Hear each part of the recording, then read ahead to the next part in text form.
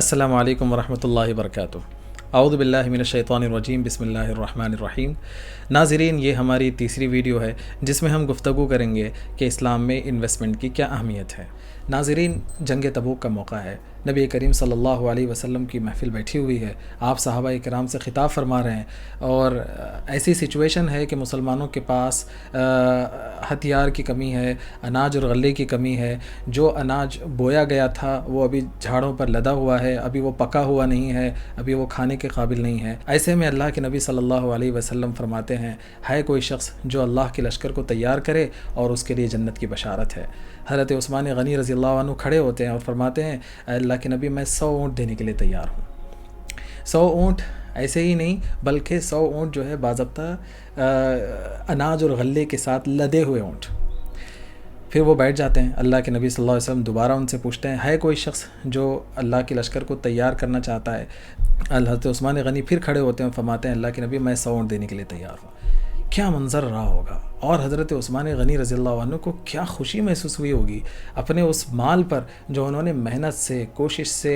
اور پوری تگ و دو سے کمایا تھا کہ وہ اللہ کے راستے میں خرچ ہو رہا ہے، بلکہ ان کے لیے جنت کی بشارت لے کر آ رہا ہے۔ محترم سامعین، بہت سارے مسلمان یہ سمجھتے ہیں کہ پیسہ کمانا، مال حاصل کرنا، اس میں انسان کے اندر جو ہے قناعت پسندی ختم ہو جاتی ہے، اس کی وجہ سے انسان جو ہے دنیا دار بن جاتا ہے۔ محترم سامعین، ایسا سوچ کر ساری امت جو ہے مال حاصل کرنے سے، پیسہ کمانے سے جو ہے پیچھے ہٹتی جا رہی ہے۔ آئیے ہم سمجھتے ہیں کہ کیا واقعی قرآن مجید میں اور احادیث میں پیسہ حاصل کرنے پر، مال کمانے پر جو ہے وعیدیں نازل ہوئی ہیں اور اس سے روکا گیا ہے، یا پھر اسلام میں جو ہے کچھ اور تعلیم دی گئی ہے جس سے ہم ناواقف ہیں۔ ناظرین، قرآن مجید کی بہت ساری آیتوں میں اللہ رب العالمین نے مختلف انداز سے انویسٹمنٹ کی اہمیت کو اجاگر کیا ہے۔ قرآن مجید کی ایک آیت میں اللہ نے انسان کو معمار کے لفظ سے جو ہے نوازا ہے، کہا کہ اللہ نے تم کو زمین سے نکالا اور اس میں آباد کیا۔ اس میں یہ اشارہ ہے کہ انسان کو اللہ تبارک و تعالیٰ نے ایک معمار کے طور پر پیدا کیا ہے۔ آپ جانتے ہیں قرآن مجید کی بعض آیتوں میں اللہ رب العالمین نے انسان کو ایک خلیفہ کے نام سے بھی یاد کیا ہے۔ خلیفہ کا مطلب یہ ہوتا ہے کہ انسان اس دنیا میں دراصل اللہ رب العالمین کا کہ جو احکام ہیں ان کو نافذ کرنے کا ذمہ دار ہے، ساتھ ہی ساتھ وہ اس بات کی بھی ذمہ داری رکھتا ہے کہ دنیا کے جو وسائل ہیں ان کا صحیح استعمال ہو، ان کی حفاظت ہو اور ان میں اضافے کی کوششیں کی جائیں۔ محترم سامعین، بعض آیتوں میں اللہ رب العالمین نے مال کے ضیاع کرنے پر، مال کے ضائع کرنے پر انسان کی تنبیہ کی ہے۔ اللہ رب العالمین نے فرمایا، وَلَا تُؤْتُوا السُّفَهَاءَ أَمْوَالَكُمُ الَّتِي جَعَلَ اللَّهُ لَكُمْ قِيَامًا، کہ اللہ تبارک و تعالیٰ نے جو مال تمہیں عطا کیا ہے وہ تمہاری زندگی میں ایک بنیادی اہمیت رکھتا ہے، اس لیے انہیں بے وقوفوں کے حوالے مت کرو کہ وہ ضائع کر دیے جائیں۔ اسی طرح قرآن مجید کے ایک آیت میں اللہ نے یہ بھی فرمایا انویسٹمنٹ پر ابھارتے ہوئے کہ کئی لا یکون دولۃ بین الاغنیاء منکم، کہ یہ جو مال دیا گیا ہے اسے اپنے یہاں اکٹھا کر کے مت رکھو، اسے صدقہ و خیرات میں استعمال کرو، اسے اللہ کے نبی پر خرچ کرو، کہ اس مال کو انویسٹمنٹ میں بھی لگاؤ تاکہ اس میں بڑھوتری ہو سکے، اس میں اضافہ ہو سکے۔ قرآن مجید کی بعض آیتوں میں اللہ تبارک و تعالیٰ نے ایسے لوگوں کی تعریف کی ہے جو اپنی زندگی میں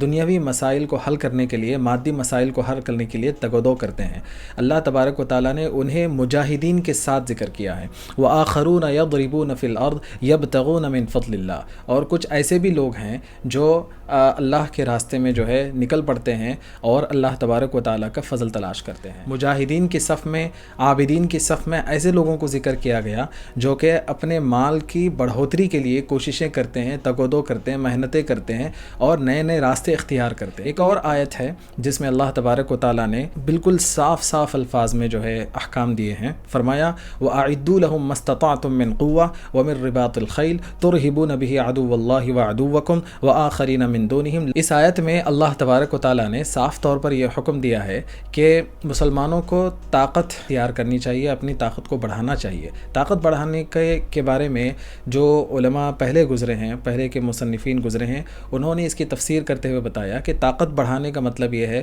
کہ مسلمانوں کو اپنے جو ہتھیار ہیں ان کو مضبوط کرنا چاہیے۔ محترم سامعین، آج کی تاریخ میں آپ جانتے ہیں کہ اکنامک پاور جو ہے وہ بہت بڑا پاور ہے۔ اکنامی لحاظ سے جو قوم سب سے زیادہ مضبوط ہے وہی قوم اس دنیا پر آج حکومت کرتی ہے، وہی قوم اس دنیا پر جو ہے اپنا سکہ چلاتی ہے۔ بحیثیت مسلمان ہماری یہ ذمہ داری ہے کہ ہم جو ہے انصاف کے علمبردار ہیں، ہم امن و سکون کے علمبردار ہیں۔ اگر ہم یہ چاہتے ہیں کہ اس دنیا میں اللہ رب العالمین کا جو لایا ہوا دین ہے، جو انسان کو سچائی کی طرف، انسان کو امانت داری کی طرف، انسان کو جو ہے انصاف کی طرف ابھارتا ہے اور ظلم سے روکتا ہے، وہ عام ہو، تو پھر ہمیں چاہیے کہ ہمیں جو اکنامک پاور ہے اس کو بھی جو ہے اس میں ہمیں مضبوط ہونے کی ضرورت ہے۔ ناظرین، آپ جانتے ہیں کہ دنیا میں اس وقت جو سپر پاورز ہیں وہ غریب ممالک پر ظلم اس لحاظ سے بھی کرتے ہیں کہ جب ان سے بنتی نہیں ہے ان کے ساتھ جو ہے اکنامک بائیکاٹ کرتے ہیں، ان پر جو ہے اکنامک سینکشنز کرتے ہیں کہ ہم آپ کے ملک کے ساتھ جو ہے نہ یہ کہ خود ٹریڈ کریں گے بلکہ کسی اور کو بھی آپ کے ساتھ میں ٹریڈ کرنے نہیں دیں گے۔ تو اس طرح کی جو سچویشن پیدا کی جاتی ہے اکنامک سپر پاورز کے ذریعے سے، یہ بہت زیادہ جو ہے نقصان پہنچاتی ہے ان غریب ممالک کو۔ اس لیے انصاف کے علمبردار ہونے کا تقاضا یہ ہے کہ ہم اپنے آپ کو بحیثیت امت اکنامی لحاظ سے بھی مضبوط کریں۔ ناظرین، اسی طرح بہت سی احادیث ہیں جن میں نبی کریم صلی اللہ علیہ وسلم کی روایات سے، ان کے احکام سے، ان کے اعمال سے جو ہے یہ صاف ظاہر ہوتا ہے کہ انویسٹمنٹ کی کتنی اہمیت ہے۔ ایک حدیث میں اللہ کے نبی صلی اللہ علیہ وسلم نے ارشاد فرمایا، اے مسلمانوں، تمہیں چاہیے کہ پانچ چیزوں سے پہلے غنیمت جانو۔ اس میں اللہ کے نبی صلی اللہ علیہ وسلم نے فرمایا، وَغِنَاكَ قَبْلَ فَقْرِكَ، تمہاری جو مالداری ہے اپنی محتاجی سے پہلے اس کو غنیمت جانو۔ مالداری کو محتاجی سے پہلے غنیمت جاننے کا مطلب یہ ہے کہ جب انسان کے پاس پیسہ آ جائے تو اس کی حفاظت کرے، اس میں اضافے کی جو کوشش ہو سکتی ہے وہ کوشش کرے، اس کو انویسٹمنٹ میں لگائے گا، اسے مختلف چیزوں میں لگائے گا، تبھی جا کر کے فائدہ ہوگا، اس میں اضافہ ہوگا، ورنہ وہ پیسہ جو ہے جیسے کا تیسا رہ جائے گا۔ اسی طرح نبی کریم صلی اللہ علیہ وسلم نے ایک حدیث میں صاف طور پر فرمایا کہ ان قامت الساعة وبید احدکم فصیلہ فإن استطاع ان الا يقوم حتى يغرسها فليفعل، کہ اگر قیامت قائم ہونے والی ہو اور کسی شخص کے ہاتھ میں جو ہے ایک چھوٹی سی ڈالی ہو جسے وہ زمین میں بو سکتا ہے تو وہ اسے بونا چاہیے۔ یعنی اس میں اس بات کی طرف اشارہ ہے کہ ہمیں انویسٹمنٹ کرنے کے لیے ویٹ نہیں کرنا ہے کہ ایک موقع آئے گا جب میرے پاس بہت پیسے آئیں گے تب میں اسٹارٹ کروں گا، تب میں وہ کروں گا، تب میں نہیں، ہمیں جو ہے جتنا ہمارے پاس موجود ہے وہیں سے اسٹارٹ کرنا ہے۔ یعنی اس میں ترغیب دلائی گئی ہے کہ تمہیں جو ہے محنت ابھی سے اسٹارٹ کرنی ہے، ابھی سے کوشش شروع کرنی ہے۔ ایسا نہیں ہو سکتا کہ ایک ٹائم آئے گا جب میں سب کچھ اسٹارٹ کروں گا۔ اسی طرح سے مغیرہ بن شعبہ رضی اللہ عنہ کی روایت میں نبی کریم صلی اللہ علیہ وسلم نے ارشاد فرمایا کہ ان اللہ کرہ لکم قیل وقال وکثرۃ السؤال واضاعۃ المال، یعنی اللہ تبارک و تعالیٰ نے زیادہ جو ہے باتیں کرنے میں وقت گزارنے سے، بہت زیادہ سوالات کرنے سے اور مال کو ضائع کرنے سے منع فرمایا ہے۔ مال کو ضائع کرنے کا ایک مطلب یہ بھی ہوتا ہے کہ انسان اپنے مال کو ایسے ہی چھوڑ دے اور اس کی فکر نہ کرے کہ کوئی اچانک سے کسی نے آ کر اس پر قبضہ کر لیا۔ بہت دفعہ ایسے دیکھنے میں آتا ہے کہ کسی نے کہیں زمین لے کر رکھی ہے، وہ اس کو چھوڑ دیتا ہے، ایک زمانے کے بعد جب واپس پہنچتے ہیں تو دیکھتے ہیں کہ وہاں پر کوئی چیز موجود نہیں ہے۔ اسی طرح سے بیہقی میں حضرت حکم بن ابی العاص کا ایک واقعہ نقل کیا گیا ہے کہ ایک دفعہ حضرت عمر رضی اللہ عنہ نے ان سے فرمایا کہ میرے پاس ایک یتیم کا مال ہے اور مجھے ڈر لگتا ہے کہ اس میں زکوٰۃ دیتے دیتے کہیں وہ مال ختم نہ ہو جائے، تو میں چاہتا ہوں کہ کوئی شخص ہو جو اس پیسے کو لے اور اسے کہیں انویسٹ کر دے، اس میں کچھ کاروبار کرے تاکہ اس میں اضافہ ہو سکے۔ تو حضرت حکم بن ابی العاص نے فرمایا کہ میں جانتا ہوں ایک شخص کو۔ تو حضرت عمر رضی اللہ عنہ نے انہیں تقریباً 10,000 درہم یا دینار ان کے حوالے کیے، اور کچھ وقت کے بعد جب حضرت حکم بن ابی العاص رضی اللہ عنہ واپس ہوتے ہیں تو حضرت عمر ان سے پوچھتے ہیں کہ اس مال کا کیا ہوا جو میں نے آپ کو دیا تھا؟ تو حکم بن ابی العاص فرماتے ہیں کہ وہ 10,000 ابھی 1,00,000 ہو گئے ہیں۔ محترم سامعین، اس واقعے میں صاف طور پر اشارہ ملتا ہے کہ حضرت عمر رضی اللہ عنہ یہ فرمانا چاہتے ہیں کہ اگر اس مال کو ایسے ہی رکھا گیا تو پھر اس کی حفاظت کا حق ادا نہیں ہو پائے گا، اس مال کا حق ادا نہیں ہو پائے گا۔ تو اس میں ضروری یہ ہے کہ اس مال کو انویسٹ کیا جائے تاکہ اس میں اضافہ ہو سکے، اور اس اضافے کا فائدہ یہ ہوگا کہ زکوٰۃ دیتے دیتے مال ختم نہیں ہوگا، جو اضافہ ہوگا اس میں جو ہے زکوٰۃ ادا ہو جائے گی اور وہ جو یتیم بچہ ہے اس کی اس میں مدد بھی ہو جائے گی۔ محترم سامعین، بہت سے لوگ یہ سمجھتے ہیں کہ انویسٹمنٹ کرنا یا مال میں اضافے کی کوشش کرنا یہ قناعت پسندی کے خلاف ہے۔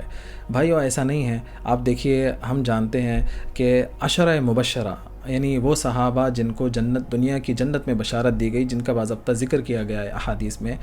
حضرت عبد الرحمن بن عوف کی بڑی مشہور حدیث ہے جس میں وہ تذکرہ کیا گیا ہے 10 صحابہ کا، حالانکہ اور بھی صحابہ ہیں۔ ان 10 صحابہ میں سے آپ دیکھیے 3 نام جو ہے مشہور ہیں کہ وہ بہت ہی مالدار ترین صحابہ میں سے تھے، یعنی وہ ملینئر میں سے تھے۔ ہو سکتا ہے بلینئر نہ ہوں آج کے زمانے میں، اللہ عالم، بٹ ملینئر تو ضرور تھے۔ ان میں سے ایک ہے حضرت ابو بکر صدیق رضی اللہ عنہ، اور ہم جانتے ہیں کہ انبیاء کے بعد جو ہے سب سے زیادہ جو فضیلت والے انسان ہیں وہ حضرت ابو بکر صدیق رضی اللہ عنہ ہیں۔ تو ایک شخص بیک وقت میں مالدار بھی ہے اور ساتھ میں وہ انبیاء کے بعد سب سے زیادہ فضیلت والا انسان بھی ہے۔ تو مالداری جو ہے ایسا نہیں ہے کہ ہمیشہ انسان کو جو ہے خرابی کی طرف لے جاتی ہے، اس کے لیے راستہ بھٹکانے کا ذریعہ بنتی ہے۔ ایسے بھی صحابہ موجود تھے جو مالدار ترین ہونے کے باوجود بھی ہمیشہ نمازوں میں پہلی صف میں نظر آتے تھے۔ حضرت عبد الرحمن بن عوف کی طرف میں اشارہ کر رہا ہوں۔ حضرت عبد الرحمن بن عوف بھی ان عشرہ مبشرہ میں سے ہیں، اور آپ جانتے ہیں کہ کتنے ایسے صحابہ تھے جو کہ غلامی میں پھنسے ہوئے تھے، اور حضرت ابو بکر صدیق رضی اللہ عنہ نے انہیں ایک ایک صحابی کو انہوں نے آزاد کیا ہے۔ آپ یہ بھی جانتے ہیں کہ حضرت عثمان غنی رضی اللہ عنہ نے جو ہے ایک کنویں کو جس کے بہت زیادہ شدت کے ساتھ مسلمانوں کو ضرورت تھی، انہوں نے اس کو خریدا اور مسلمانوں کے لیے وقف کیا۔ حضرت عمر رضی اللہ عنہ نے ایک بہت بڑی زمین کو مسلمانوں کے لیے وقف کیا۔ محترم سامعین، آپ کیا سمجھتے ہیں کہ یہ جو حالات گزرے ہیں، یہ جو واقعات ہوئے ہیں، یہ ایسے ہی ہو گئے کہ